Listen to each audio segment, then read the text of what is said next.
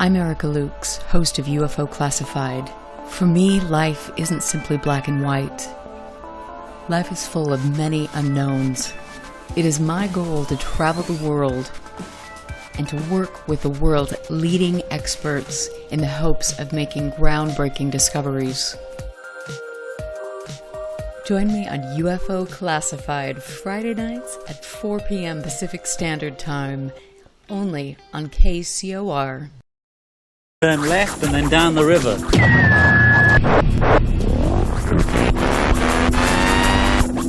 UFO Classified. UFO Classified. No more plausible deniability. Fact, fiction, or the truth. You decide. And now, the new voice of the high desert, the hostess of UFO Classified, Erica Lukes. Good afternoon, good evening. I'm Erica Lukes here on a beautiful cold day in Salt Lake City, Utah. I have had an exciting week as I traveled to film a new TV show, or a show that I'm new to this week. I'll be going again in a few days to do another TV show. I'm really excited for these great opportunities to get information out to the public and hopefully steer the narrative in a direction that is factually based. If there is one thing that I have been learning, especially over the past few months, is that everything that we've been told, everything that we've been led to believe about UFOs, about UFO research in the United States is all, well, I think a good majority of it is certainly been put into play to taint people. I have been doing an explosive interview with Marx, with Chris Bartel.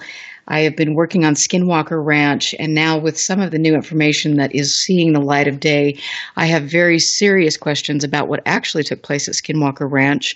It is now my belief that what took place at Skinwalker Ranch had very little to do with UAP research, but actually was involving weapons testing. When we look at the players involved, specifically Dr. John Alexander and the fact that he studied non-lethal weapons, and that was his baby, then we must wonder, why are all these people involved at Skinwalker Ranch? What are they doing? Thanks to Keith Basterfield, we have a portion of the Statement of Objectives for the Advanced Aerospace Weapons Systems Application Program, dated July 18th, 2008. I'm going to read that to you, and then I want you to just chew on this for a minute. Background: the Acquisition Support Division of the Defense Intelligence Agency has the responsibility to provide guidance and oversight to the Department of Defense acquisition process, along with the leveraging with the DoD intelligence community to coordinate, produce, and maintain projections of the future threat environment in the U.S. air, naval, ground, space, missile defense, and information systems operate. If I could speak English, this would be good. In order to accurately assess the foreign threat to U.S. weapons systems, as complete as possible understanding of potential breakthrough technology applications employed in future aerospace weapons systems must be obtained. The objective, one aspect of the future threat environment, involves advanced aerospace weapon systems applications. The objective of this program is to understand the physics and engineering of these applications as they may apply to the foreign threat out to the far term, i.e., from now through the year 2050. Primary focus is on breakthrough technologies and applications that create discontinuities in currently evolving technology trends. The focus is not on extrapolations of current aerospace technology. The proposal shall describe a technical approach which discusses how the breakthrough technologies and applications listed below would be studied and include proposed key personnel that have experience in those areas. Number 3 is the requirements. The contractor shall complete advanced aerospace weapons systems technical studies in the following areas: lift, propulsion, control, power generation, spatial temporal translation, materials, configuration, structure, signature reduction, optical, infrared, radio frequency, acoustic. Number 9, this is a good one, human interface. Number 10, human effects.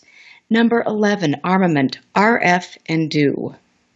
Other peripheral areas in the study support 1 through 11. Now, that's a lot to chew on. RF, radio frequency weapons.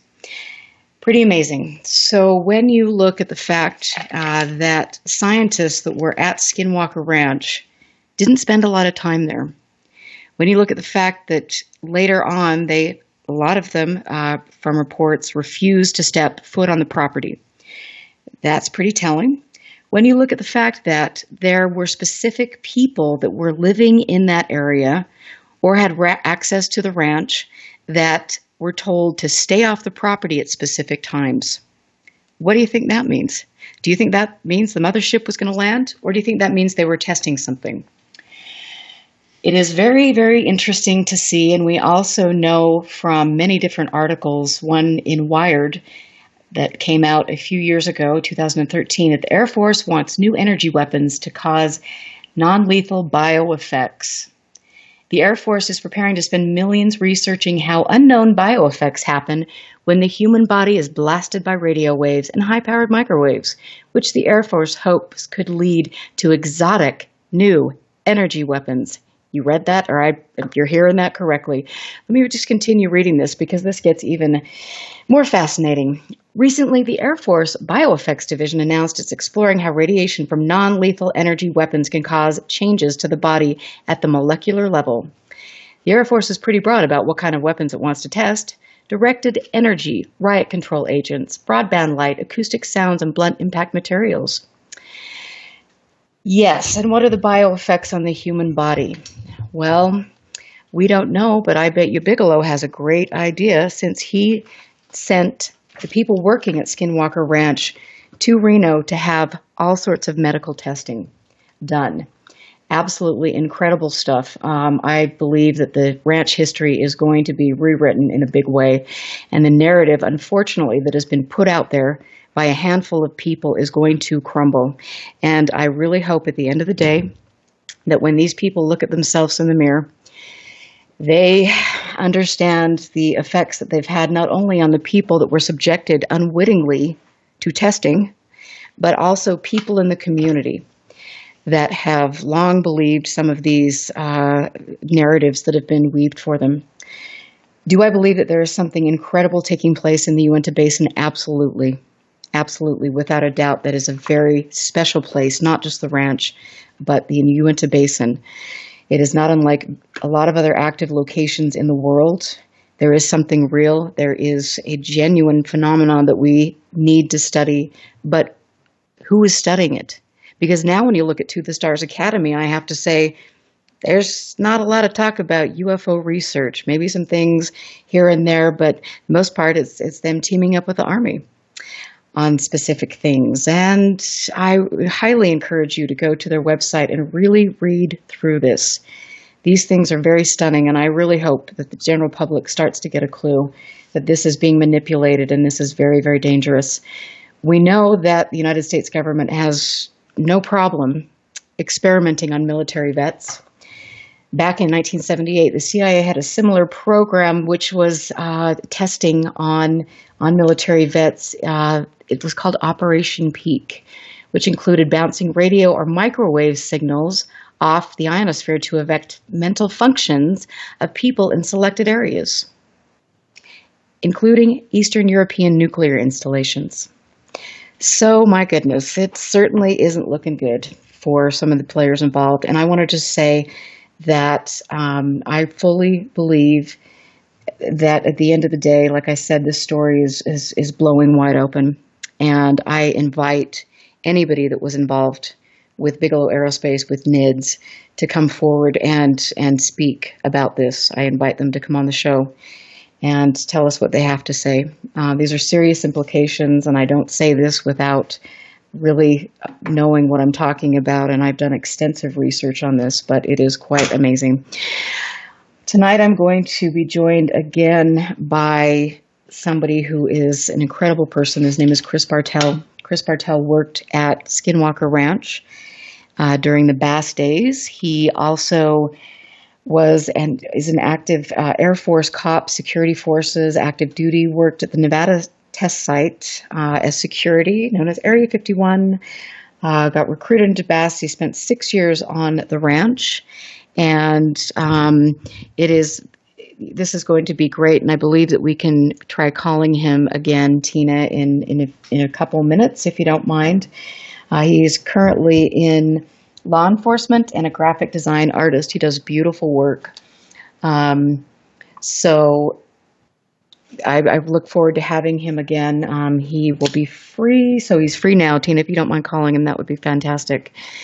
So as I say, this is an unfolding story. I'm really glad that people like Ryan Skinner is here in the chat room. Ryan actually hooked me up with Chris Marx, and that started an avalanche. We've had a lot of different people come to us to give us information, and it has been very interesting to see some people on the inside coming forward to give information. And some of the questions that people are posing, maybe I think a lot of people that were involved, especially people like Chris Marx and Chris Bartel, didn't really have a clue what was going on.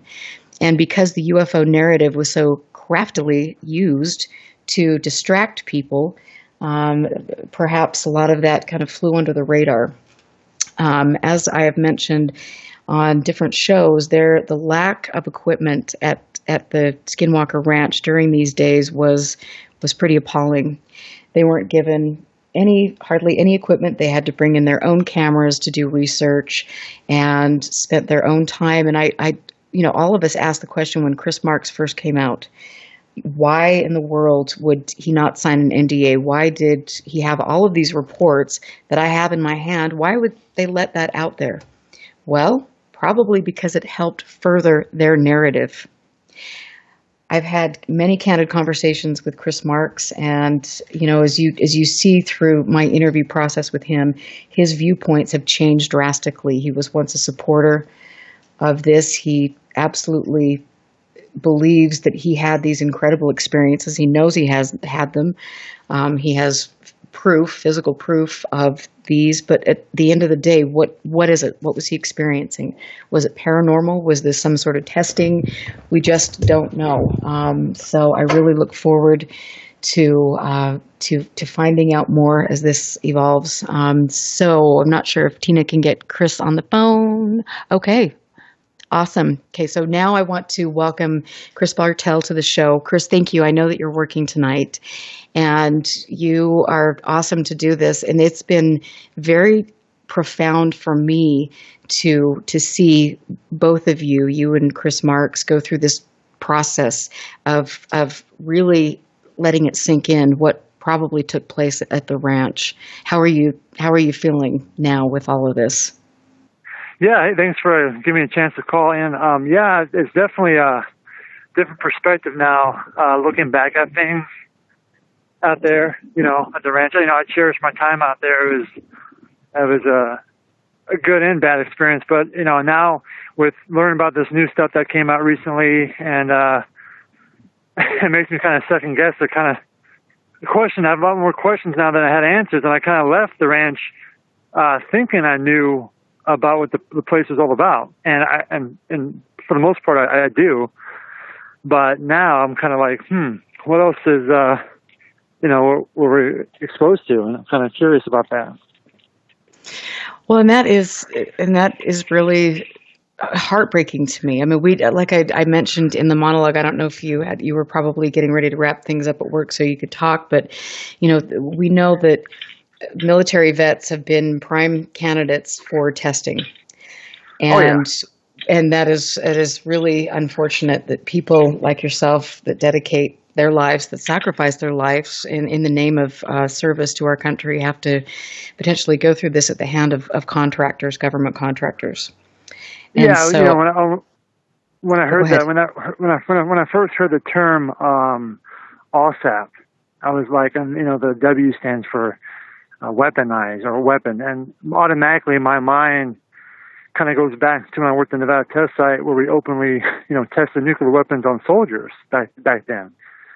And now I'm thinking to myself, whoa, I didn't know. Well, obviously this is all declassified a year ago, or whatever. So we never, when I worked there, we never heard the term ALSAP or even ATIP while working there. But now I'm like, well, what a perfect scenario you hire a bunch of prior military guys and you give them a task, and their mission is to collect, paranormal research.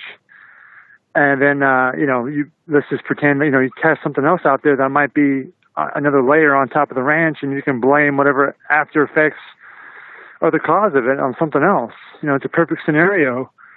And I hate to even have that in my mind now, because it kind of taints my time at the ranch. I kind of see things in a whole different perspective. But honestly, a lot of things make sense now. It didn't matter. Like Chris talked before, it didn't matter that how much time we were trying to collect data. Only thing that mattered, I think, was how long you were exposed out there. And then what was the result of that. Facts are facts. I mean, the fact is, I got an MRI scan done, and Chris, and we never got the results back, and never got really told what it was for. I think I remember they told me there's like, because I asked, I'm like, what's this for? And they said, well, it's to see, find out, why you see things at the ranch, or maybe why you've experienced some things at the ranch. I'm like, okay, well then I never got a result. So, I'm kind of frustrated, and I definitely have lost a lot of sleep over the last couple of weeks thinking about everything. And I don't know where to go from here, really. I know, and I will say that I have watched Chris Marx go through absolute hell trying to come to this conclusion that wow, this wasn't what it seemed, that my life could potentially be in jeopardy, and it's like they just kind of wash their hands of all of you. And I think that's, and then this narrative has been carefully crafted. And like you say, it is a brilliant PR move, because here you've got people that are outside the ranch, according to specific sources that I have, that have also had some very interesting health effects, very serious health effects. I'm trying to do some research into this, but now you've got this great UFO story. It was the UFOs that did it. When perhaps in effect, it could have been something that was tested at the ranch. Right. And I have I don't have any animosity to anybody, because, we all play our positions in life. What I want is people to take ownership. If there was something, it boils down to three things: were things done ethically, morally, and legally? And I think that's a question. And if they weren't done that way, then there needs to be some answers for those involved. I have family, I have kids, I have a wife, and the things I was exposed to, if it wasn't paranormal, if it was something else, was something that happened to me could affect them. And now I'm starting to second guess things that happened in my life during my time at the ranch that directly affected my family. And we all kind of chopped it up as just ranch dynamics. This is part of the territory. Working out there, you may encounter something that may follow you home or whatever else. But maybe there was something more to it, and that's what my concern is. I'm concerned about my kids, my two boys. That's one thing I care about. So if I was exposed to something that was definitely harmful to myself, I think people should come forward and tell us the truth. Because I put my time out there at the ranch as well as Chris did, and a lot of us, and some of the aerospace guys that worked out there, they put some hours in. And those guys at the aerospace, they can't talk about it because they're still employed, Right. And I feel bad because now I think all of them probably are. I don't really talk to them, but I think probably everybody now is maybe second guessing a lot of stuff, And I don't know. It's weird. It's a messed up situation. I know, and I'm sorry to see you guys go through this. I think it's, at the end of the day, it will be hopefully a good thing for both of you. But I know right now it just seems, I'm sure I'm watching Chris go through the same thing, and it really breaks my heart to see that. But and it is interesting too, as things kind of unfold, that of course we have the same narrative, and Chris Marx mentioned that in his first interview, the same old tired narrative that was put out to the public. Well, maybe there's a reason for that, because that was the narrative that was packaged and put out to the public to steer this, I guess, I don't know, whatever, cover up or whatever was going on there. It's fascinating. Yeah. Who knows what will happen, but I hope that anybody involved will publicly respond to this. I would bet they won't. Yeah. But we'll keep going, Yeah, and like George Knapp and Corbell that made their documentary stuff, I'm not even mad at them. I don't think they maybe even knew. I think there's a lot more key players that might be involved that try to keep everybody in the dark as much as possible. Because let's just be real here. If it is true that they were testing something else out there on the property that directly affected us, they're not going to come. I doubt they're going to come forward and talk to it. I've worked at the test site and being in the Air Force and stuff, and I don't know. I've seen some wild stuff, but now my whole perspective of the ranch was really kind of flipped on its head, And I know there was we experienced paranormal stuff out there, but I have a lot. I'm going back through my head, and it's crazy because I have a journal I kept my first 2 years out there, all my time out there, and I just kind of kept it to myself. I didn't really talk about it, but it's all timestamps with the dates and times I created documents, and some of the documents I was creating about, I don't know, there's just I have a lot more questions now. And here's the thing is that if they would have came out openly and said, hey guys, you're going to be involved in this project as more of a test subject, which they're not going to. But if they did, if we had a better notion of that, I would have documented every little thing I saw, every little experience I saw to help gather that information, to help gather the data and research for the overall mission. But that half the stuff that I didn't report because I didn't want to seem like I was crazy. There was only my thing was I wasn't going to report anything unless I had good solid evidence, right. Or something, something that was, maybe a second witness. Because I'm looking at things as extraordinary claims require extraordinary evidence. And, well, there was a lot of stuff out there that happened that I didn't even write down or I didn't even report. And a lot of us, talking back to some of the old guys that used to work up there, we didn't report half the stuff that we saw and exposed because it would happen so quick. You're like, well, what do I write? I just saw something out of the sky that, flashed for a second.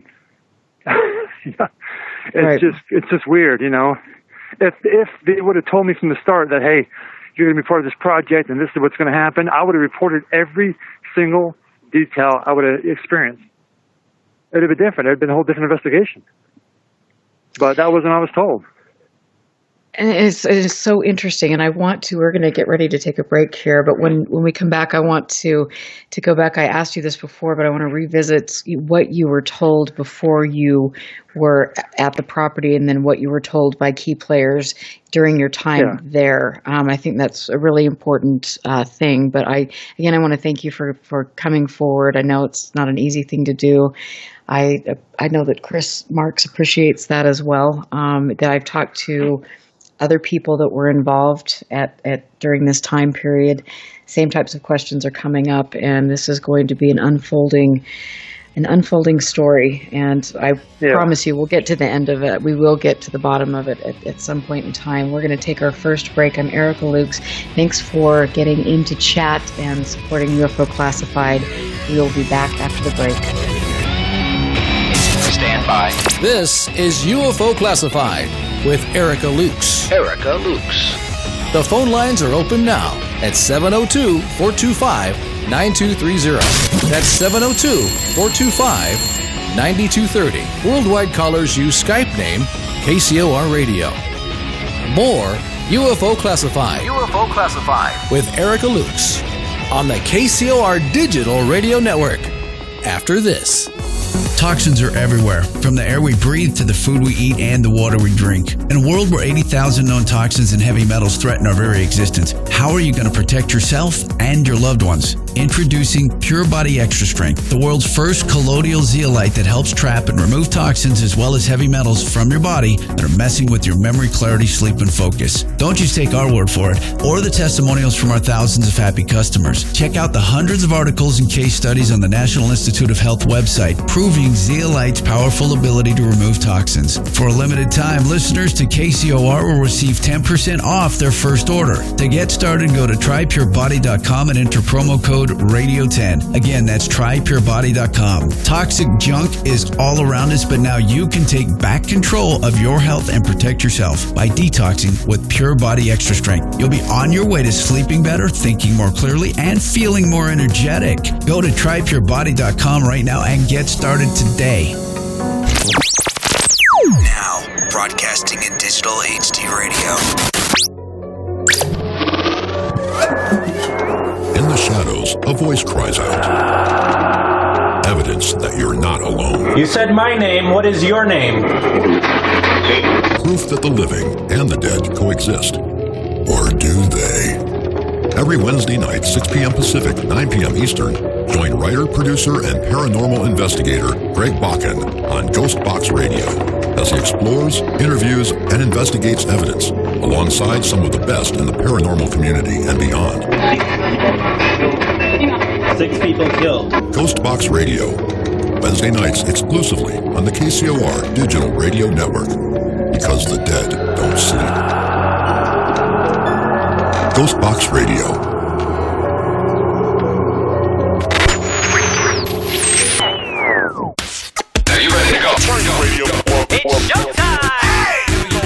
You're listening to the KCOR Digital Radio Network. Break this up. Broadcasting from the heart of Las Vegas, Nevada. Their base is so large it has to draw most of its power from the nearby nuclear fusion plant. The future of radio is here and now.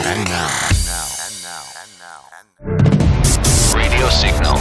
Looking for cutting-edge conversations while exploring quantum possibilities? Then look no further. We've got to fix Broadcast Team Alpha. Hosted by Nori Love and Augie Nost. They're connecting the dots and unraveling the cosmic mysteries with interviews from top experts, embedded insiders, and whistleblowers from around the world on an array of topics from health, wellness, consciousness, and ufology, all in pursuit of the truth. Broadcast Team Alpha, hosted by Nori Love and Augie Nost. Live Tuesday nights at 5 p.m. Pacific, 8 p.m. Eastern, exclusively on the KCOR Digital Radio Network. The balance of power is shifting in the world today, and the old paradigm is being replaced with a new one filled with love, positivity, and prosperity for all. The only question you have to ask yourself: are you ready for a change? Broadcast Team Alpha. Come explore the quantum possibilities.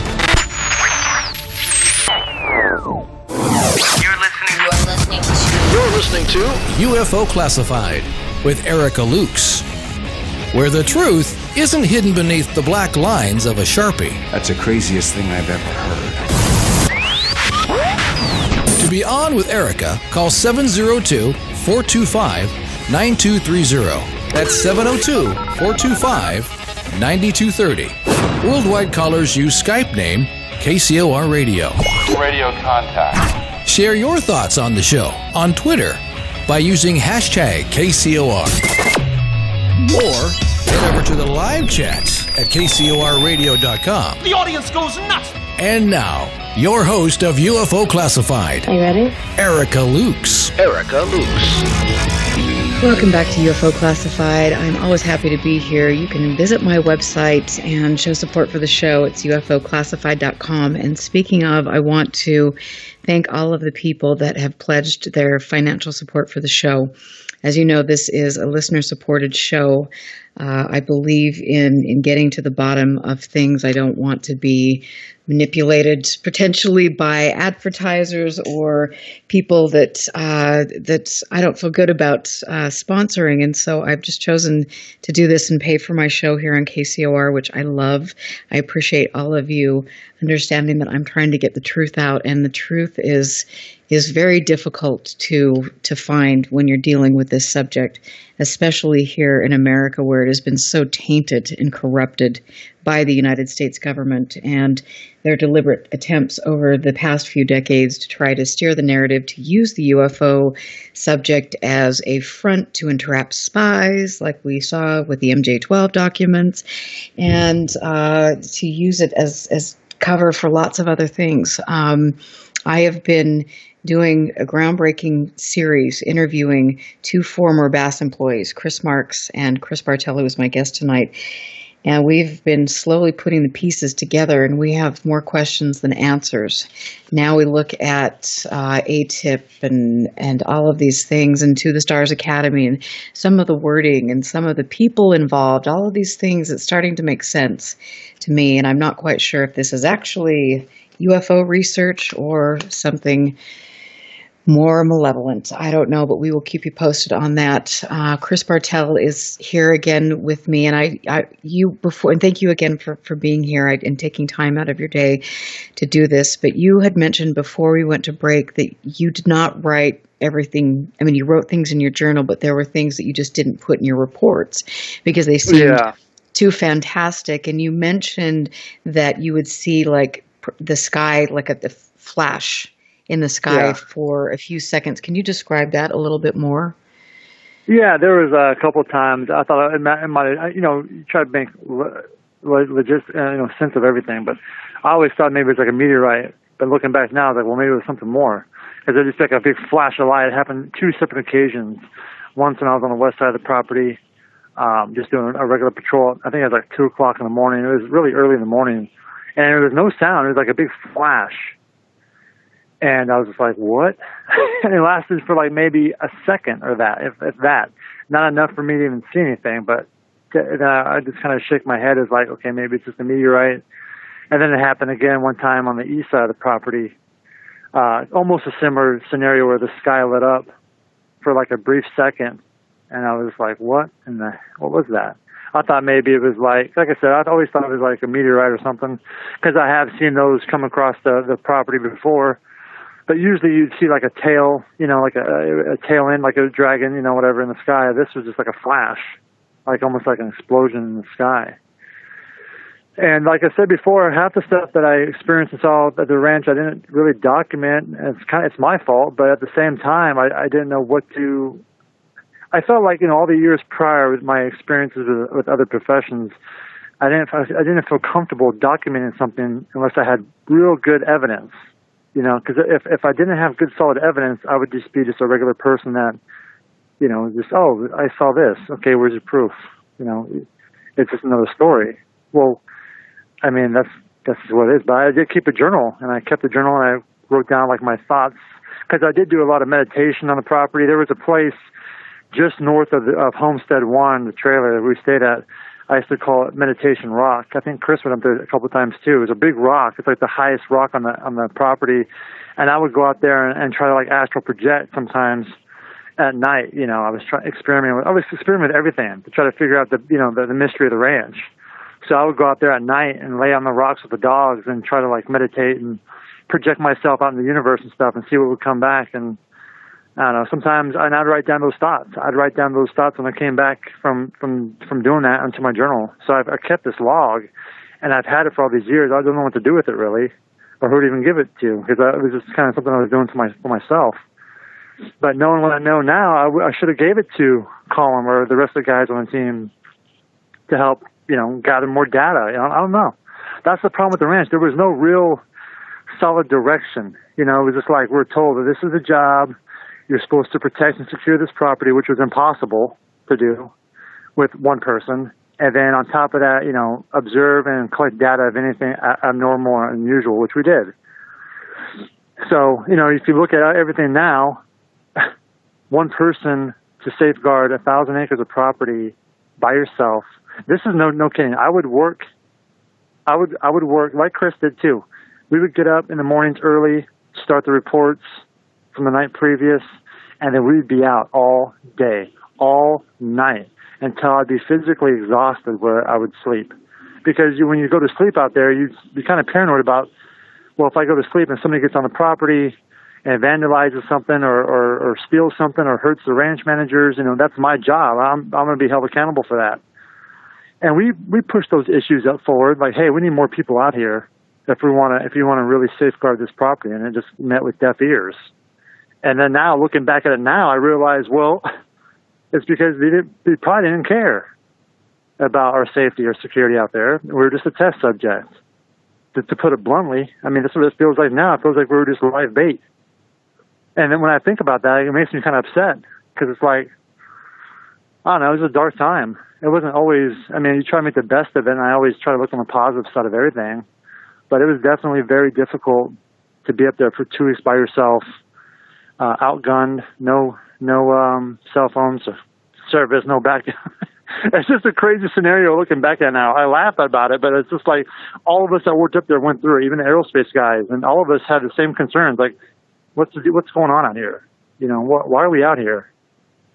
Because like Chris said before in a previous interview, I guess it didn't matter if we were out aggressively trying to collect data or sitting on the couch for 2 weeks watching Netflix. There was no supervision. There was no checks and balances. So now I have more questions. Yeah. I think all of us are just scratching our heads, and I think coming up with more questions. And I think this is important. This is I think, the most groundbreaking thing that has come to light with regard to the UFO subject and the manipulation by the powers that be. One of the most important things in the history of the subject, and so it'll be interesting to see where everything falls. Under NIDS, they had a pretty clear mission, what their job was, and I'm almost certain they spent their time at the ranch not as much as I think we did. Obviously, we're in a whole different realm. When we got on the property, a lot of us took it as like a personal mission. Like, we're going to figure out this big mystery, and we want closure with a military mindset of it all. You know, we want to complete the mission. That was all of our objective, was to complete the mission as best as possible. But then, you know, now looking at it now, it was impossible to complete the mission. It's still an ongoing mission, you know, really. And so, I mean, and it's interesting because I have Chris's MRI, you know, here and MRI release form. And it is really interesting to read the wording on that. And do you look back at that, to my knowledge, that's the only document that Chris signed? Yeah, me too. That was the only one that I signed too, the MRI and the release form for that. And pretty bizarre. It is, and I want to just read this. It's very, very short, but it's interesting for the public to know. It says it's an MRI consent and release form. I fully release and forever discharge BASH, its administrators, its officers, and employees from any and all liability claims and demands of any kind or nature related to or arising out of the MRI procedure. I understand and acknowledge that this release discharges BASS from any liability or claim that I may have against BASS with respect to any bodily injury, personal injury, illness, death, or property damage that may result from the MRI. And then the interesting thing comes right after this. It says, I also understand that BASS does not assume any responsibility for or obligation to provide financial or other assistance, including but not limited to medical, health, or disability insurance in the event of injury or illness. Yeah, that's a pretty ridiculous document. Yeah, I know. Let me sign here, and I did, like an idiot. And at the time, there was a couple things. At the time, I believed in the mission, what we're doing, because I thought that this may help the investigation somehow. You know, like I said, I was told the reason why I was getting the MRI done was because maybe I see things differently, and maybe they can find that why. You know, okay, cool, but I never got the results back from that. And number two, I'm not trying to knock Mr. Bigelow at all, but there's a history with the company. If you push too much, if I said, I'm not signing this, most likely he'd be like, okay, well then you're fired, because Nevada has a right to work state. So at the time, it's like, okay, I have bills, I have a family to feed. I'm going to sign this and get through this, and then continue on with the mission. And I did, and like most of us did. But what a weird document. So it's bizarre. It's just bizarre to me.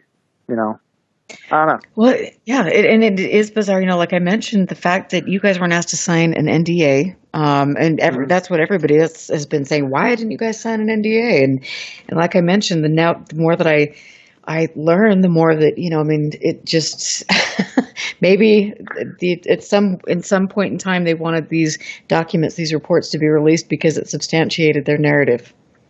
Well, the thing now, looking back at that document, And reading some of the stuff I've read about OSAP, it talks about, the effects of humans with in regards to UFOs. So let's take this a step crazier. Let's just pretend for a second me or Chris or any one of us at the ranch did make contact with a UFO and got abducted, and they implemented like some type of chip in us.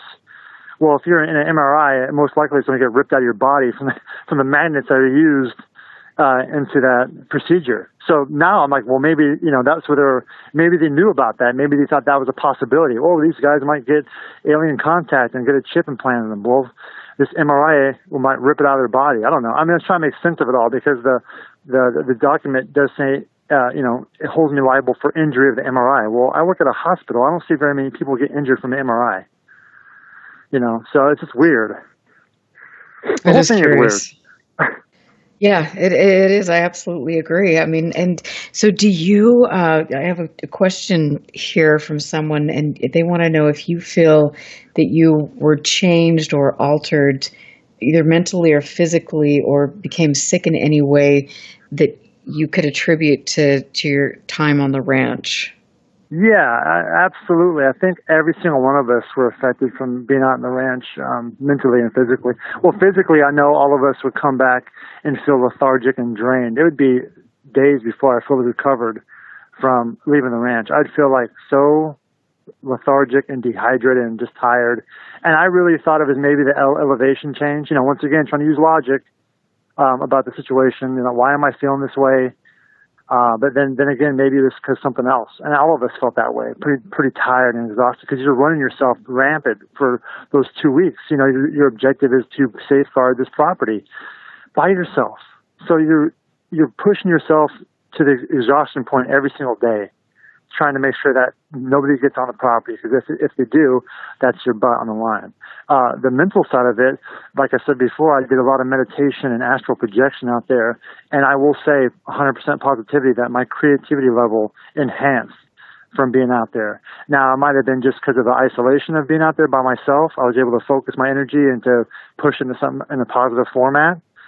And maybe that's the reason, or maybe there was something else involved with that altogether. But I did notice my graphic designs and my artwork and my photography expanded. My vision expanded from being out there. But that's how I've always looked at stuff, and regardless, like I said before, I think I might have said before, my mother raised me as more of a Buddhist role. She's Buddhist. So I grew up with that type of mentality my whole life, but I didn't really put it together until probably the last 10, 15 years, about how everything's energy and all the negative stuff you receive, push it back out positive. And so I really try to do that as much as possible when I was at the ranch, because you would encounter dark things out there, and it's like, okay, what do I do with that? If I give into this energy and say, it's a negative energy, then maybe it has power over me. So I would never do that. I would say, well, I would acknowledge it and just press forward and focus on more of a positive thing. So that's why when I was out there, I really tried to tune into the frequency, and I think you can do that anywhere, really. Maybe anywhere where there's a lot of nature, involved. As a human species, we've come to this society now where we've become disconnected to nature and everything around us. When everything is connected, we're all connected to everything. And our ancestors knew that, and more importantly, the Native Americans knew that, And if you think about the process of a Native American, when they take a stone and they make a weapon out of it, and they harness their energy to make this weapon, and they're going to take this weapon to take down a buffalo and use that energy to feed their family, and they didn't waste any part of the buffalo, and so the energy was always constantly recycling around. They weren't overly consuming. They had a better connection to the stars because they slept. That was their nightlight, was the stars and everything. They're grounded to the earth because, there's a big connection that today in society we totally have gotten sideways from. And I think it's important that we connect back to that, as best as we can. Right. And that is really eloquently put. And I think it's important. And that's been, when you learn things about Skinwalker Ranch, and then you learn about the manipulation and the players involved who have constantly manipulated the narrative for a long, long time, it's hard to remember those beautiful things. And it's hard, you lose focus of the fact that, both you and Chris Marx loved being at the ranch. You respected it. It was an incredibly beautiful location. It is a beautiful location, and there are things that happen in that area that have happened there for a long, long time, and they're important, and people's experiences with the paranormal, the unknown, are important. And it that almost, those types of things almost make you more angry that could be manipulated by people in the government contractors and the government at the end of the day. Right.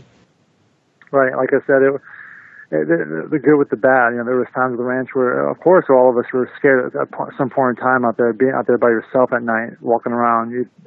I look back now and I think to myself, how crazy is that to do that? But I truly love the ranch. I truly love my time out there. I hated being away from my family. That was the hardest thing to do. But I felt like I was really a part of something unique. And I was, it's a dream job. I'm getting paid to study paranormal activity. At the time, I'm thinking to myself, this is awesome. I got the best job in the world. My family's being taken care of. I'm going out here. I'm doing all this research. I'm a part of a cool team. I enjoyed everybody I worked for. I liked the mission. But now when I hear this ALSAT program on top of it, it really puts a bitter taste in my mouth. It kind of makes me like, whoa, what is all this stuff? What we were exposed to. And maybe down the road it'll come out that we were exposed to something more than just the paranormal activity. I don't know. But I know when I was out there, I really tried to cherish my time and use my time wisely and harness that energy to promote a positive experience. And that's what I always try to do. That's great. I can tell. I know you're a very positive person. And so I wanted to ask you, there was an incident where there was a person walking through the trailer that you could hear the footsteps. Mm-hmm. Can you tell us a little bit about that? I know that you might have mentioned that on one of the shows, but I would like to revisit that. It happened to actually me and Chris. I remember when me and Chris were up there for the first time we were up there together. We were making dinner in the kitchen of that trailer, and I was sitting at the desk doing like some report work stuff, and he was in the kitchen, and we heard something walk through the trailer, and the back door just flew open. It almost sounded like somebody kicked the back door out, like boom. So initially, me and Chris think somebody is on the property. We automatically go back to that mindset of like, somebody's in our house, we got to protect this house. And I remember we cleared the whole entire area and it was nothing. We're like, what was that? So that happened. We documented that one. I'm pretty sure we documented that because we were both there with two witnesses to the incident. Every time there was two witnesses, we'd always try to document as best we could the activity because it's just more of a credible source. And then another time when I was out there with another buddy of mine who was a former bass guy, he was actually making soup and I was checking my emails in the living room, and he was in the kitchen. And we both heard somebody walk through the trailer, because the trailer out there is like an old warship or something. Every little creak and you can hear a thing is very creaky. So we heard somebody walk through the trailer, and out of the corner of my eye, I thought it was him. Well, he stops what he's doing and he goes back into my back room in the back corner of the trailer, and he's like, Chris? I'm like, I'm up here, man. And he's like, dude, somebody just walked right past me and went into your room. I'm like, what? And I saw it out of the corner of my eye. He saw it out of the corner of his eye. Something walked through the trailer and walked into my back room where I was staying at. And we're like, what? And I remember we did a report on that, and we also, try to figure out if we can somehow capture that. So what we did was we took cookie sheets of baby powder and placed them throughout the trailer, like in the kitchen where we heard the walk, to see if there was something walking through the trailer. We can capture footprints on the cooking powder or the flour. We tried our best to try to make heads or tails about the situation. So we tried our best to collect some type of evidence, because we were like, okay, we both saw something, heard something, and nothing's here. What am I losing my mind? So we would, so two times I can remember, and then when you're out there by ourselves, the whole dynamic changed. You're in height. Everything is heightened. Your awareness. So there'd be several times I would be on the computer talking to my wife, Skype, and I would see things out of the corner of my eye, and I'm like, what was that? But that's the type of stuff I'm talking about. Like, do I document that? Knowing what I know now, I would have documented every single everything out of the ordinary. I'm talking everything. Right. And, so it was weird stuff like that would happen. And, it's interesting because the Mirror released an article a little bit ago that was actually on October 22nd that says futuristic invisibility cloak unveiled. Experts say it could hide a building. And it starts by saying research from Hyperstealth Biotechnology Corporation have developed a light-bending material which they claim can hide a person, vehicles, ship, spacecraft, and buildings. So could there be the potential that there could have been some sort of ASWAP experiment? Who knows? Yeah, what a perfect place to experience to test that technology out at the ranch when you got a bunch of guys who are prior military anyways. That's interesting. I mean, I wouldn't put it past it. I mean, there's a lot of times at the property, I tell you this, at the property you always felt like you're being watched. I think everybody across the board can say that, who were out there. I mean, you felt like you're always being observed or watched. I always thought it was maybe like Indian spirits or the Native American spirits there that are always watching, judging your character, and I always took that to heart. But it might have been something more. Looking back at it now, it could have been something more. What a perfect, Absolutely. I mean, that's what I'm saying. What a perfect platform to test out stuff and blame it on something else or use that as a different layer. Absolutely. They like I said, they've done a brilliant PR job right there. Yeah. Whipping things up. Yeah. It's just amazing. I mean, the more I learn and the more I uncover and the more I do research on weapons testing and different things, and I just think, oh wow, because I mean, and again, like I said, like we've all said, there is something incredible taking place that deserves to be researched. But is it really being researched, or is that just being used as some sort of bait and switch type of thing, so contractors can get funding? I don't know. Yeah, I mean, I'm not making any accusations that it happened during my time out there, but it definitely makes me question what was happening out there. Could have been something more. Absolutely. And, I'm a firm believer. I'm not going to make accusations until I have solid proof or evidence. But I have a lot more questions now, and I wish I could have sat down with Colin before I left and kind of hashed this out, because I want to talk to him about some things on the property. I actually had a thumb drive I was going to give him with all my journal stuff that I kept that I didn't report, everything that I kept, because I wanted closure with the ranch. I wanted to, like, here you go. I don't know what this stuff means. Maybe you can look at it, and maybe it means something to you. But this is what I was writing during my time and experiences at the ranch that I was not documenting. And I still have it, and maybe I'll send it to him, or maybe I'll go down to Vegas and talk to him. I don't know. I don't know. I thank you so much for being here tonight. I'm Erica Lukes. We're going to take a break. We will be back in a few minutes. Listen very carefully. This is Houston. Say again, please. Houston, we've had a problem. This is UFO Classified, live every Friday night, 4 p.m. Pacific, 7 p.m. Eastern, exclusively on the KCOR Digital Radio Network.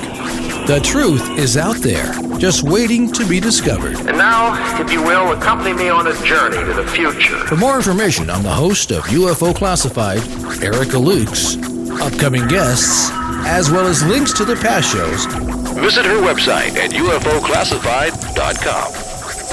UFO Classified. UFO Classified. This is KCOR Las Vegas, home of the Digital Radio Network, broadcasting from a shack just south of Area 51. Wait, that doesn't exist. This is the KCOR Digital Radio Network. Now for the news.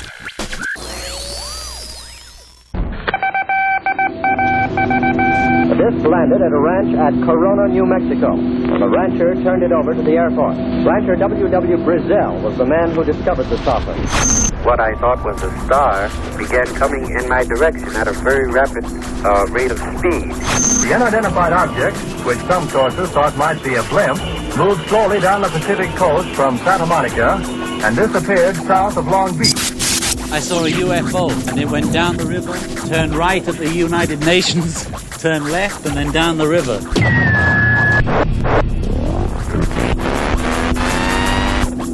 UFO Classified. UFO Classified. No more plausible deniability. Fact, fiction, or the truth. You decide. And now, the new voice of the high desert, the hostess of UFO Classified, Erica Lukes. Welcome back to the second half of UFO Classified. Again, this is going to be one of those shows for the memory books. This has been an interesting thing for the public to see as Chris Marx and Chris Bartel have come forward to talk about their time at Bass and living at Skinwalker Ranch, some of the things that they experienced, and now watching them question what was actually taking place there. Thanks to the release of some documents, we're understanding a little bit more about perhaps the potential motivation for purchasing Skinwalker Ranch. We know, as I stated at the beginning of the show, that some of the scientists would not step foot on the property. Why is that?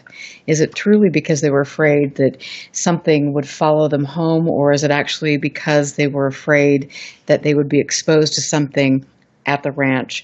These questions are very important, and I hope that we will start to see some answers from this.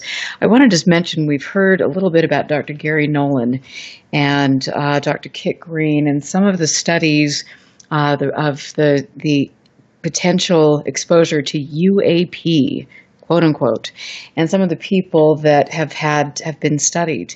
And interestingly enough, we know that John Burroughs, who was a U.S. Air Force veteran and had an experience in the Rendlesham Forest in Suffolk, in the United Kingdom, and he was actually, with the help of a lawyer and John McCain, he had his records corrected and received a full medical disability and for his exposure to the radiation from the quote-unquote UFO.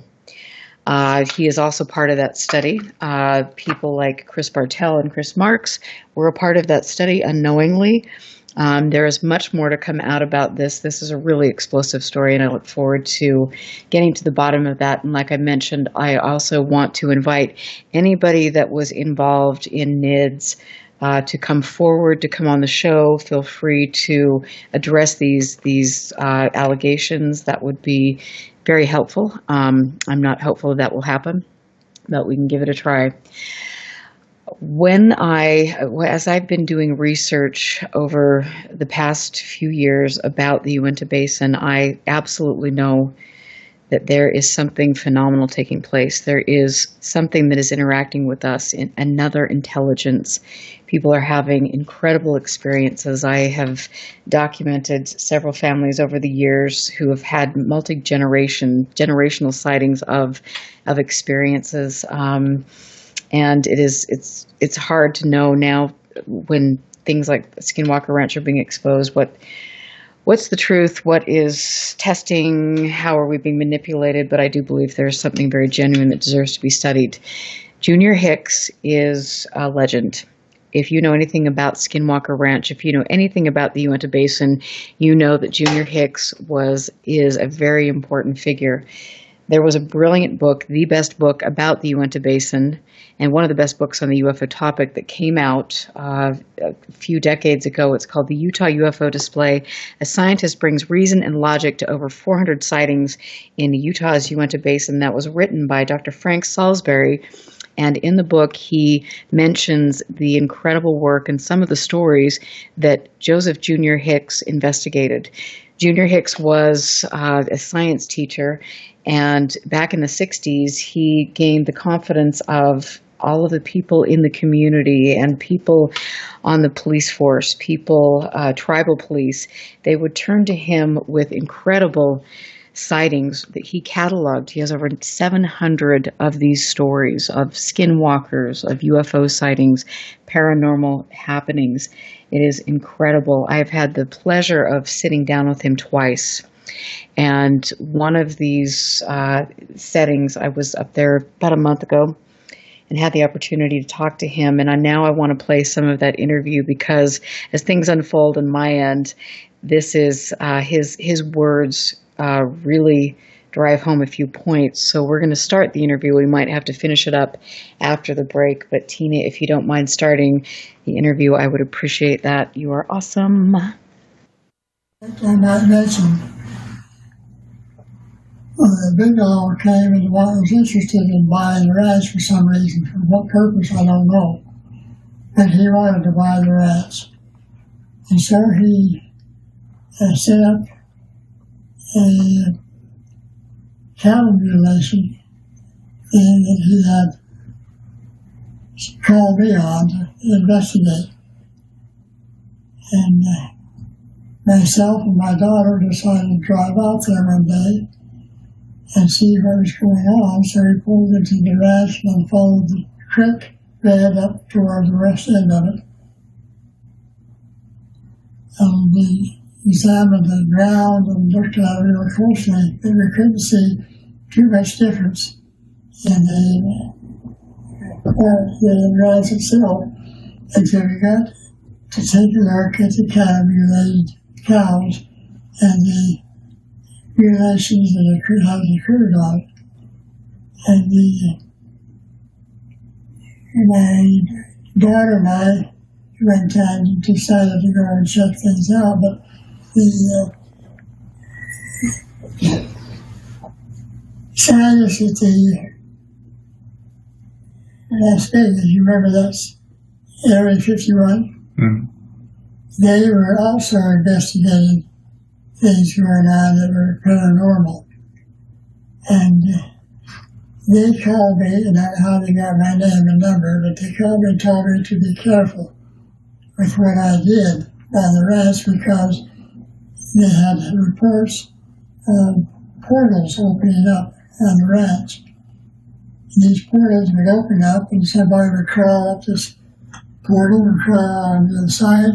And the scientists they hired, there were 3 scientists that were designed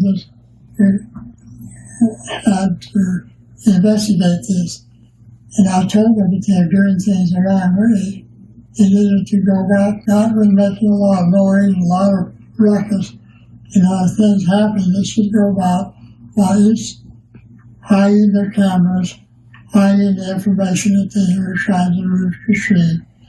And what happened is that they had these telephone poles down through the ranch pasture area, and they had wires tied from those poles to poles to back to the ranch, and then they fit it inside of the where the last telephone pole was into the area and brought it back into the back trailer house that they had set up. And I observed what was going on there. I told them I need to change some of this stuff because you don't want UFOs, if there are any UFOs coming, to come in and show themselves. And like you say that they've been doing, you need to do it without having people can see what they're doing. So what they did, I examined and they brought the wire that they had to receive the information out of the pasture over to the last telephone pole, and they come down the telephone pole. And I saw evidence of somebody who had come in with a pair of snippers and cut the wire coming down into the ranch. And then they tapped into the wire and brought it through their device that they had, and then come back out, go back down the wire and back into the ranch itself. So somebody wouldn't even know what happened. But that was really obvious when I looked at it, told them what was going on, but they had somebody that were picking up the information, send it through their devices, and go back into their place that they had to carry the information. So we corrected that, and then they saw where they had cut the wire, and then they had fed into their retriever device, fed it back into the bottom part of the wire, and then it continued on, so nobody would actually know what was going on. I had to tell them about what was going on as far as somebody trying to pick up the information that they were getting out there, whatever it was. So we got that straightened out, and then they set up what they call a research facility. It's all the information that they got would be fed into this separate trailer house, and then they would record it, all the information, and then feed it back into their computers inside of the trailer. Which I noticed that they're still doing some things that they shouldn't be doing it because it was too obvious that they were trying to pick up this information and somebody else. They had a lot of people there who were members of the, they call them, my mind's kind of fading away a little bit, but there were people there who were members of the CIA, and they were high-ranking members of the CIA, and they kind of guided the information that they got, and they would come and put their equipment up, have it fed into what they wanted to know of it, and then it disappeared. So they were getting most of the information instead of the Bigelows. So Robert Bigelow decided, well, Terry Sherman, you knew him. Mm-hmm. He was out checking out a related cow that they had out in the pasture. And he noticed that the cow had the parts missing in the body, the eyes, the ears that were cut off, and there was incisions in the throat, tissue taken out of it. All the stuff was taken and disappeared, so they didn't have a chance to see what was going on, except that they had the animal was there had been mutilated, but they didn't have the information, they didn't have the things that they needed to tell what actually happened. So they had me come down and take a look at it, and Area 51 scientists called me up, and I don't know how they got my name, but they wanted me to be careful when I went on the ranch, and they said that there was something going on that they needed to have me to be aware of. That there were portals that they were opening in the ranch itself. And if you happen to be on that area where the portal is appearing, you could disappear and you'd never come back. Wow. So they asked me to be careful about that. And they told me what to do to warn me of it. My daughter was with me at the time. And I bought a little surplus compass. And I went walking with that compass in my hand. They told me that if it begins to spin or structure wouldn't move, you better watch out that the portal's about to open up. So I watched it, and everything was fine going into the ranch. We observed the cattle relations and took notes on it. Some of it was being done with the cow, and the parts of its intros and things that were missing. The blood was missing, there was no blood. And so my daughter and I observed what was going on there, and then we took my compass and started to come back toward the car, the retractory part. And I noticed that the compass started swinging around like this, turning around, all of a sudden stopped and wouldn't move. And there was indication something was going to happen, like a portal open up. So we decided that we better make a run for it. And we did. We run for the truck, got in inside the truck, started up and come back home. But we noticed that the scientists that were working there, we had a scientist who was seriously had a research in cattle and cows and so on, animals. And the other one had his research in the paranormal activity, and the other one had their knowledge and just pretty easy on another area of science, which was in the area where he takes specimens and then examine them and get the information out of that. Well, anyway, I was there and told them that they needed to make some changes because there was getting too many people who had access to the ranch. A lot of And the people were there that were not supposed to be there. And we needed information ahead of what the science was trying to retrieve. And so I told them to change some of their tactics and watch out what they're doing. And so they changed some of that out. But interesting to know that the Area 51 in Las Vegas were aware of what was going on. Because one reason they knew about it and how they knew about it, but they did.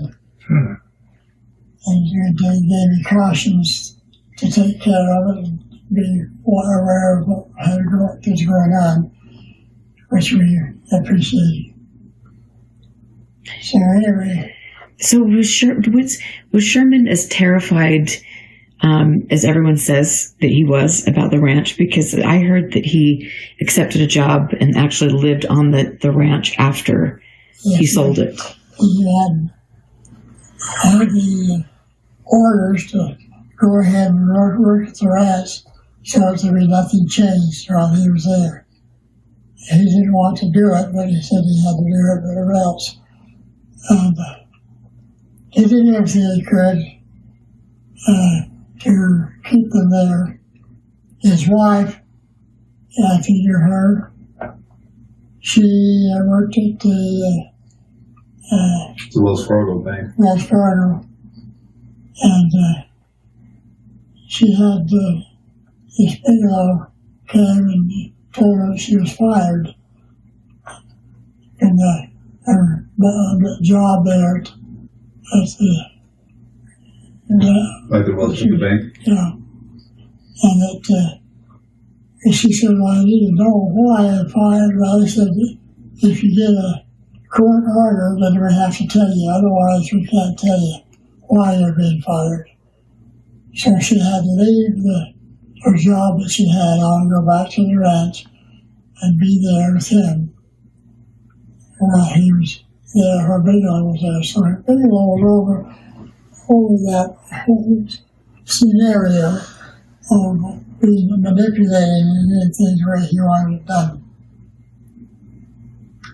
And I might add that Terry happened to come across I'll show you what I made. And they almost look like fuel rods. That's what they are. Fuel rods. I told Bigelow that's what they were. He said, oh, these are nothing but just things that they found and they're not nothing to it. I told him, no, they are fuel rods. That's what it looks like to me. Yeah, that's what they are. And how many of them? Well, we found 5 fuel rods, and when they found it, they lined up on outside the fence on their hands and knees and crawled through across the pasture and find what they could find. And they picked up 5 more of these fuel rods. Where were they? Where did they find them? Oh, just in the pasture. All the way across the pasture.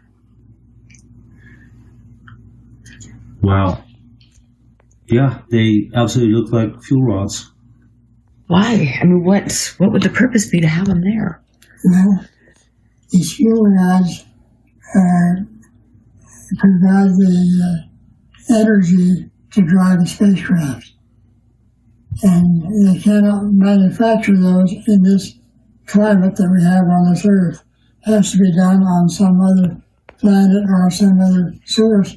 The fuel rods would be obtained, and they were such that they could put the fuel rods in a reactor coil above in the spacecraft, and then they would use the energy from these fuel rods until it wore down to the point that it was no longer useful. So they'd pull the fuel rod out, toss it out on the ground, and add a new fuel rod in its place until it would give up all the energy it had. Wow. So they found at least 5 more of these out on the pasture when they walked on their hands and knees to look for it. Do you think they were radioactive? Yes, they were radioactive. Bigelow didn't know it, and neither did the Shermans. Sherman picked up three of them, put in his pocket and carried around with him all the days we got through the chillers, and he went to the back to the ranch, pulled out the screen fuel rods, and see he'd find out what it was made out of. So he took the hammer on his anvil and hit it with the hammer, but all it did was dent the hammer head and the anvil. Wow. It didn't have any effect on the fuel rods.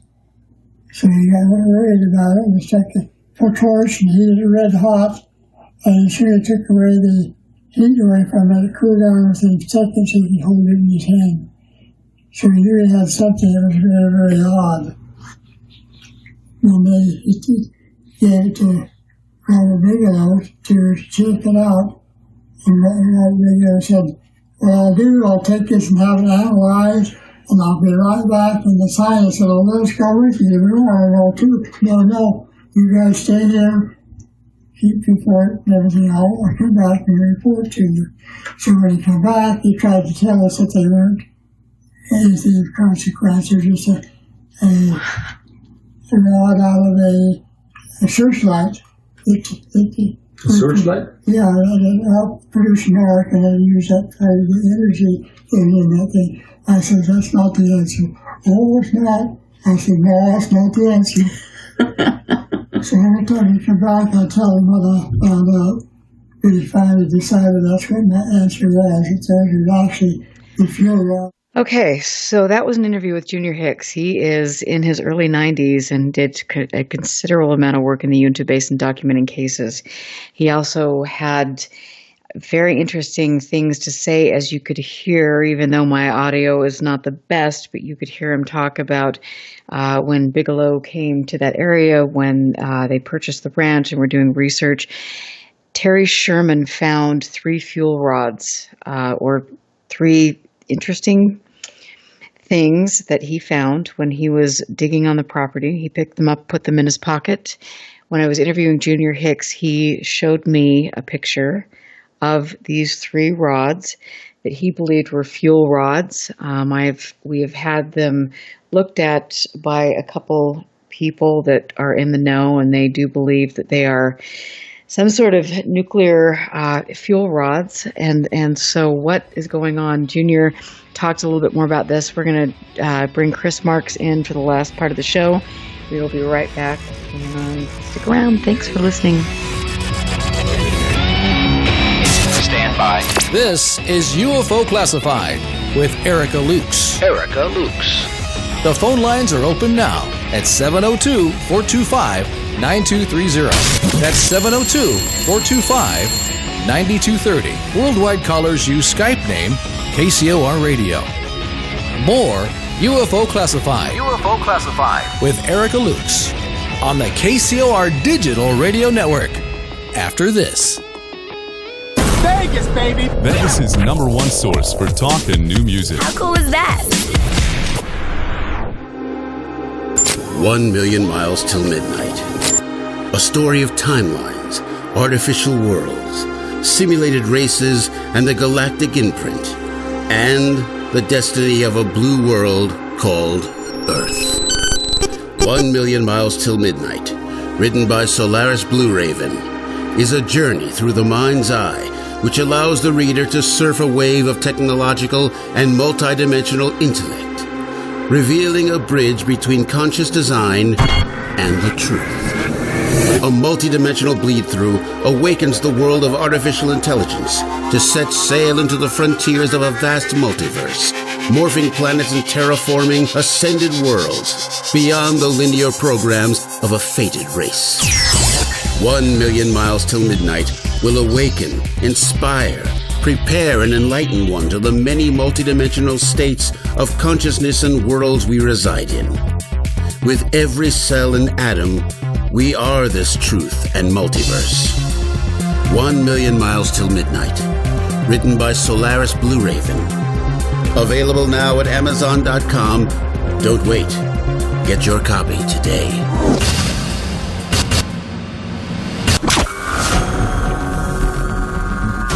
There is a world outside that which we live in, a realm where fact and fiction collide. The Paradigm Matrix. The Paradigm Matrix. Hosted by Willie Miranda. Every Friday night at 6 p.m. Pacific, 9 p.m. Eastern. The Matrix is everywhere. It is all around us, even now in this very room. The 1-hour show that will surely leave you hanging on the edge of the rabbit hole. The Paradigm Matrix explores a universe of topics from UFOs, cryptozoology, conspiracies, as well as all things paranormal. Enter a world of the twisted and deformed. Friday night, 6 p.m. Pacific, 9 p.m. Eastern. The Paradigm Matrix. Exclusively on the KCOR Digital Radio Network, where fact and fiction collide.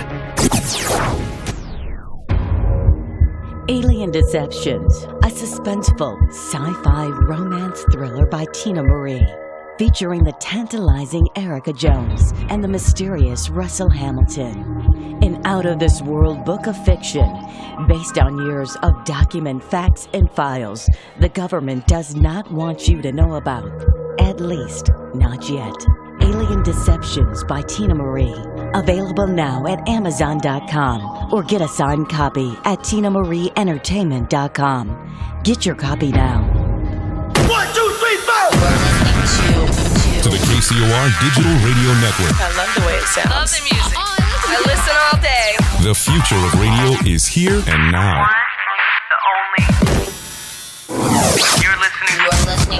You're listening to UFO Classified with Erica Lukes, where the truth isn't hidden beneath the black lines of a Sharpie. That's the craziest thing I've ever heard. To be on with Erica, call 702-425-9230. That's 702-425-9230. Worldwide callers use Skype name KCOR Radio. Radio contact. Share your thoughts on the show on Twitter by using hashtag KCOR. Or head over to the live chats at KCORradio.com. The audience goes nuts! And now, your host of UFO Classified. Are you ready? Erica Lukes. Erica Lukes. Welcome back to the final segment of UFO Classified. I'm Erica Lukes, always happy to be here and see the supporters of the show, the diehard supporters of the show that are here. Phil is here, who's been on my show before, and I'm going to get him on to talk about his new research organization. I wish him the best of luck. Phil Leach is an amazing investigator, an amazing human being, and I will get him on soon. I also want to thank Northern UFOs, who does a great service for the show. He helps me put things on YouTube. He graciously donates to the show and helps keep me on the air, and that means the world to me. Sometimes I feel like I'm swimming upstream with regard to all of this. I'm definitely not afraid to call out things as I see it, whether it is things in MUFON or people that are behaving badly or contractors that are potentially harming military veterans and affecting communities. There are stories that need to be exposed so the truth can come out. There is something incredible taking place here, and we deserve to know what that is. The waters do not need to be muddied, and that is most unfortunate that people inside our community here in the United States are choosing to do that. But we've uncovered a big story with regard to Skinwalker Ranch. And Chris Bartel, who worked at the ranch with Chris Marx for 6 years, has a lot of questions, as they should, with all of these things coming out. I'm joined now for the last half an hour after playing an interview with Junior Hicks, who lived in the area, who dealt with Bigelow and the scientists and things. Chris Marx is here to talk about that. And Chris, thanks for joining me. You've been on the show a few times, and you've been going through this amazing discovery process about all of this. You were with me when I interviewed Junior Hicks. Correct. And that was quite an eye-opening interview. And if you know some of the narrative with regard to Skinwalker Ranch, you know that we've been told stories about the wires on the cameras being mysteriously cut. Junior Hicks informed us that they were actually cut by humans, and that that's what he felt, and that he believed there was some human interference there with regard to that. What do you think? Well, Junior wasn't First of all, what an incredible person. He's 93 years old, and he is as sharp as a knife's edge. Junior wasn't just a science teacher, but he was also an electrician by trade. So when he looked at that specific incident, there wasn't a question in his mind. This was not some, boogeyman type activity. Those wires were cut by human hands, and then something else was spliced into it. So interestingly enough, this story is told to us in The Hunt for the Skinwalker, where this mysterious ball of light cut wires and destroyed the system. According to Junior, who was actually called to the ranch to look at it, as an electrician, said plain as day, that's not the case. These wires were cut by a pair of pliers. So more and more, the narrative that has been put out is becoming questionable. Yeah, absolutely. I would say so. I think that this is blowing up. This is very explosive, and it's absolutely stupefying. And I think that it's interesting for me because as I'm researching this, I'm looking at, I'm going back, and there are blogs and articles over the years of people trying to call this out, but for whatever reason, it didn't gain any traction. And maybe because the powers that be had such a foothold in this that nobody wanted to go up against it and challenge the narrative. Well, also, did you hear what he said about when you asked him why Terry Sherman would come back to the ranch? And the explanation he gave was, it's quite different. And then he personally found these rods. And we've seen the pictures when we visited him. Right. We both did. They were taken on a Polaroid camera, and then they were saved into a digital format. And two of them were the same length. One was appeared to have been burnt down. I know for a fact fuel rods don't grow on the ranch, if that's what they actually were, but they really do look like fuel rods. I've actually taken that picture and showed it to some former NIT scientists that I'm in communication with. And I just showed them the picture without saying anything. I said, hey, what do you think this is? And every single one of them said they look like fuel rods. So why do we have fuel rods on the ranch? And why do NIT staff crawl the ranch on hands and knees trying to recover more? Or was it NIT staff? I mean, Junior said that it was Terry Sherman and a few other people that were looking on hands and knees, crawling across the pasture. And then they found two more. So they found a total of 5. And Terry Sherman picked them up and put them in his pocket. Yeah. So I asked Junior, I think it's part of the interview, but it wasn't in that segment. So did he come down with any kind of radiation sickness or disease? And Junior said that somebody tried to contact him to actually interview him, went up in person, and Mr. Sherman reacted sort of aggressively towards that attempt and wanted his privacy and doesn't want to talk about it.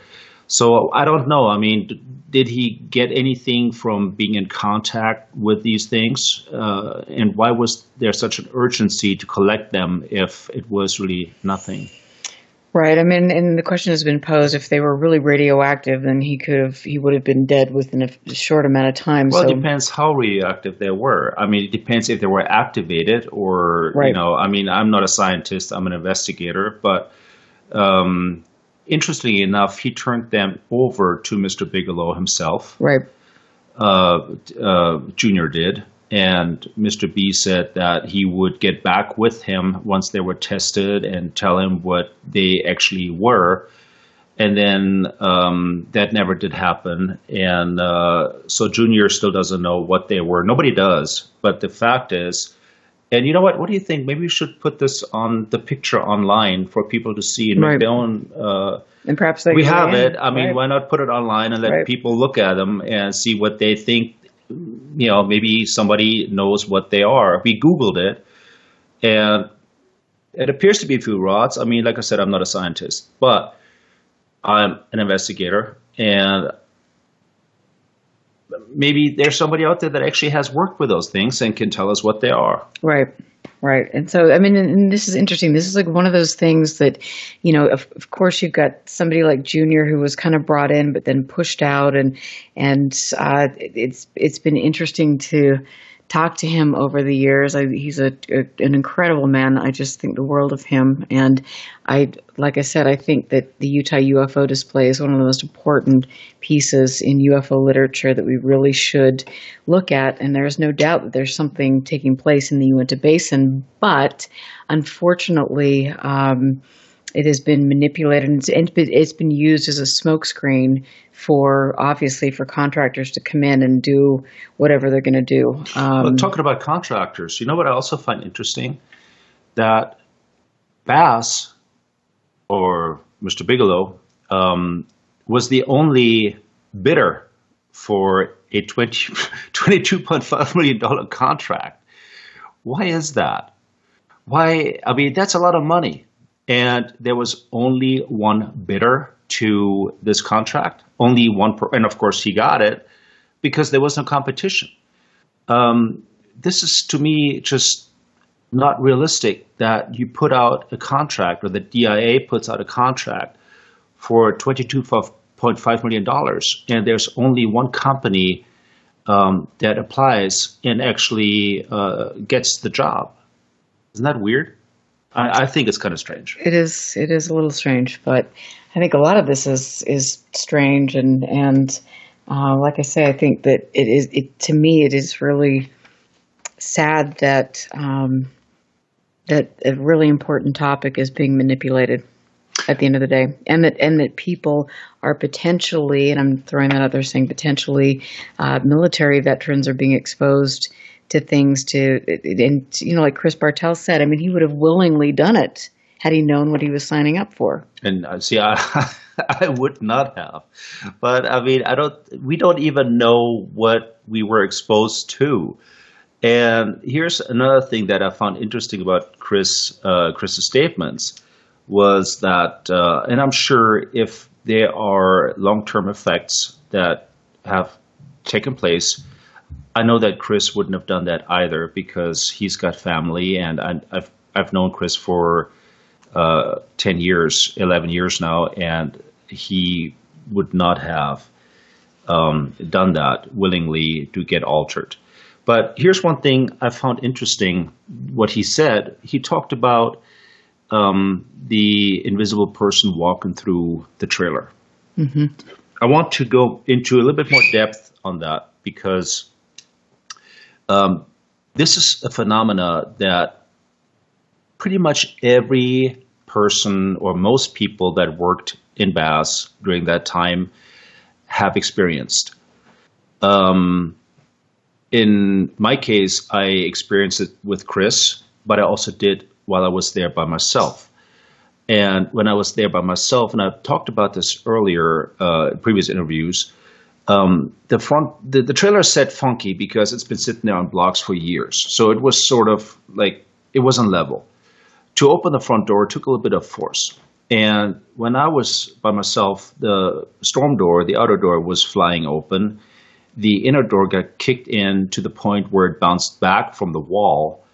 I looked at I was sat behind the desk. I looked at the weather station, and the wind speed was 2 miles per hour, hardly causing this. And as Chris mentioned, the trailer had a different sound signature depending if you were walking in the front room, I mean the foyer, or you're walking by the kitchen, or then the washer and dryer in the rear part of the mobile home. But I want to clarify, not only was it, in order to produce a sound signature, you had to produce weight. And I could feel, because this thing was sitting on blocks, I could feel the floor of the mobile home actually moving according with the steps. Those were heavy boot type footsteps. The person that walked through It sounded similar as if I walked through. I'm at 205 pounds, so the person that walked through should have been in about the same weight category. So this was something we all got exposed to. Secondary, the flashes of light. Yes. We all got exposed to. Right. Not just Chris and me. Tony Briley did. A lot of us did. John. I mean, there's an array of us that actually got experienced that experienced that phenomena, and it was not just light. It was so bright that when I closed my eyes, I could see the bone structure through my closed eyes, and the hand that was shielding my eyes. In addition, because it was painfully bright. Well, and then you've got Junior on the interview that we played talking about the fact that he was warned off the ranch at specific times, and was told, like, when things start to happen, people could potentially disappear forever.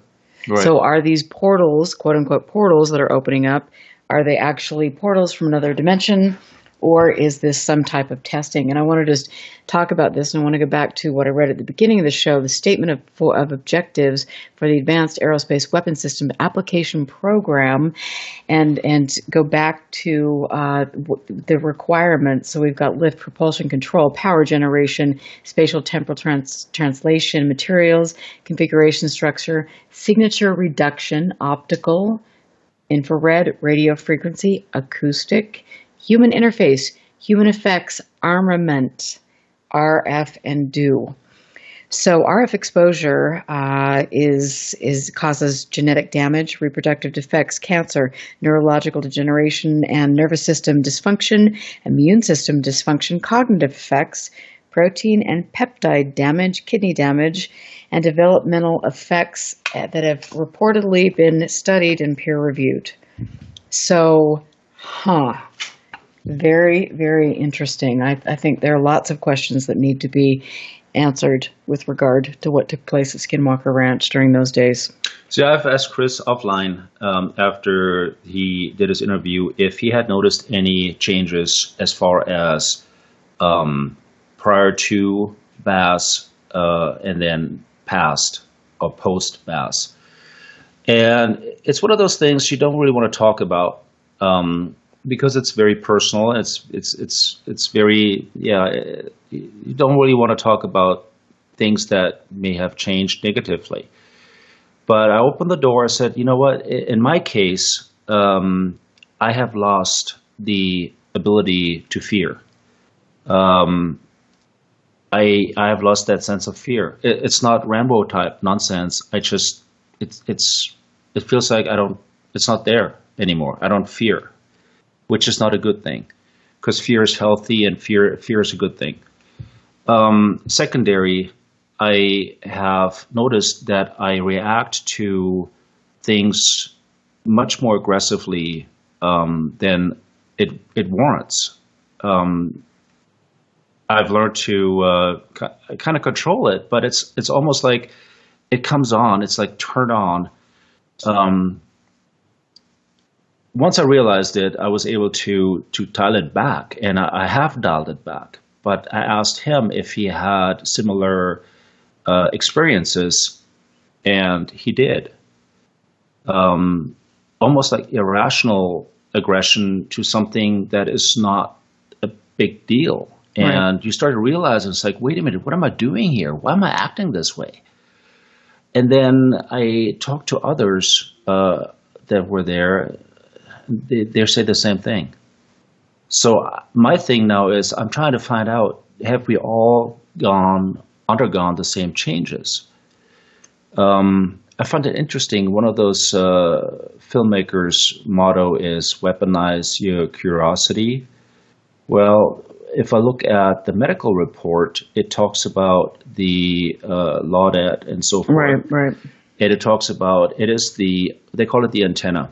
It's bilobal as far as I understand, and it actually is responsible for aggression, fear, and so forth. That's what they were studying.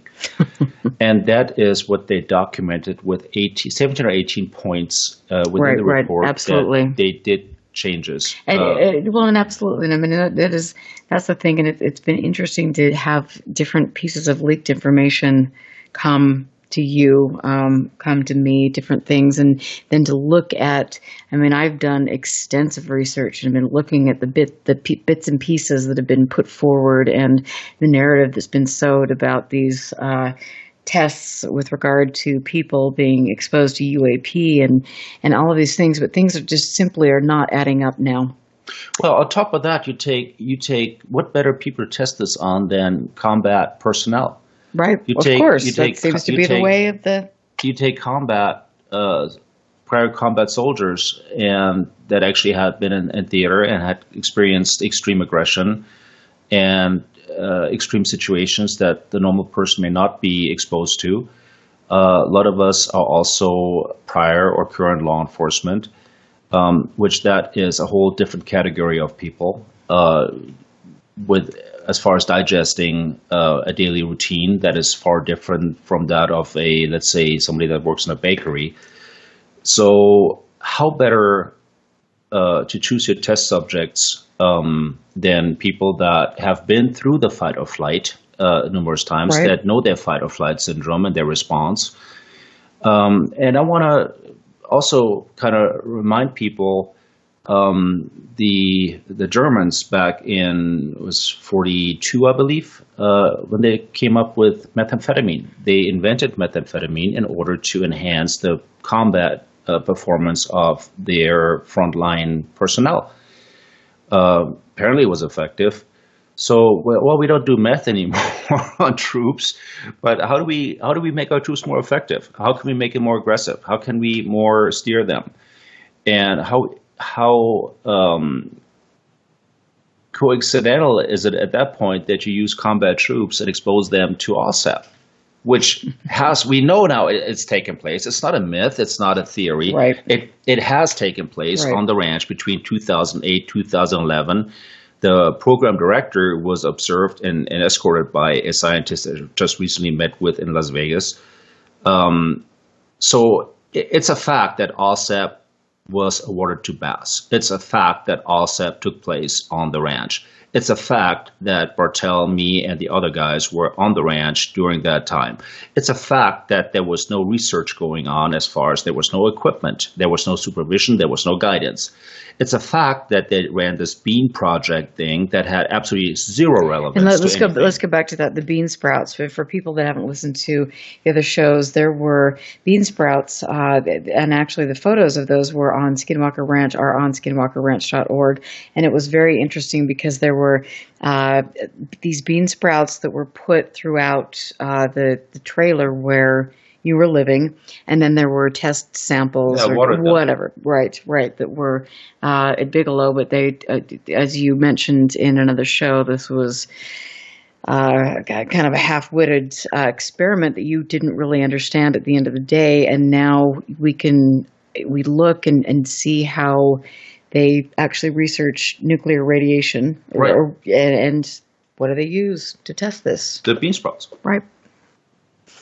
I mean, there was no point in this because they planted a crop in Vegas, which was just for smoke and mirrors, and then one at the ranch. But there was neither atmospheric control and the ones, either or. Somebody turned on the AC, it went up 10 or 15 degrees or down 10, 15 degrees, whatever. The water wasn't controlled, different water, different atmospheric pressure, different temperature, different soil, different watering times, different everything. There was no comparison between what they grew in Vegas versus what they grew on the ranch. So to do a growth comparison experiment was absolutely, there was no purpose to that because there was no comparison. But then we learned that universities use those specific crops for absorption of radioactive rays. And so in retrospect, a lot of this stuff makes sense now that didn't make sense then. It is interesting. And like I've mentioned, tonight, it's been incredibly heartbreaking for me to see what you and Chris Bartel have gone through in this discovery process. and to, question the person that you worked for, the people that you worked with, and to question the motivations of what was taking place. And I think equally disturbing is not only the fact that you don't know what you were exposed to, you have no support for dealing with that, but also the manipulation of a community, the manipulation of the UFO field in general. And like I've said, this is an important subject. It deserves to be studied. And if this is truly the case, and this whole thing was a big smokescreen, what a shame for people that are actually doing research into the phenomena itself, because that deserves to be studied, and it's just mind blowing. Look, if you listen to my first interview with you, 6 months ago, the changes I have undergone since then are just tremendous. They're totally 180. I hold no beef with the DIA or the government.